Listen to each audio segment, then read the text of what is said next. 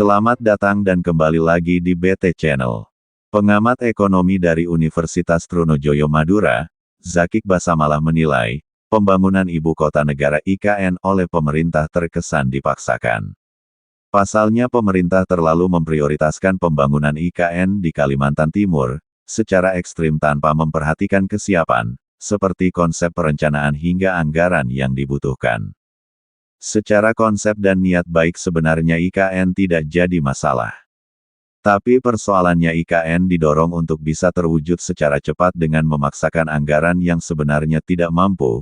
Menurut saya ini yang jadi masalah, kata Zakik kepada wartawan di Jakarta dikutip Kamis tanggal 22 November tahun 2023.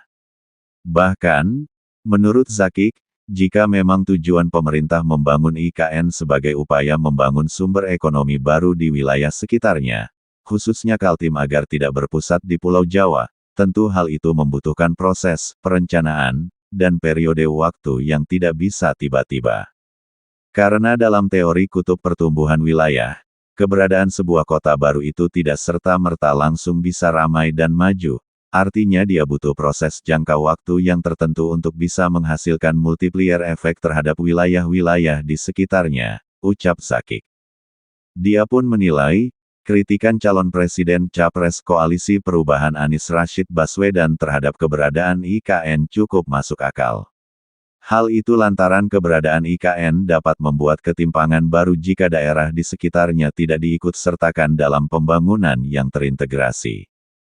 Pasalnya, jika dilihat secara konsep yang baik maka pembangunan sebuah kota baru seharusnya bertahap dan berkembang.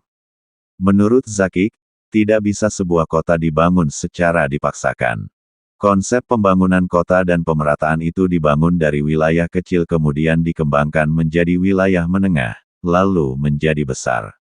Butuh waktu, proses pengembangan dan sirkulasi sosial ekonominya juga sudah terbentuk, ucap Zakik. Dia pun mencontohkan pembangunan berbagai kota di Indonesia maupun belahan dunia lainnya.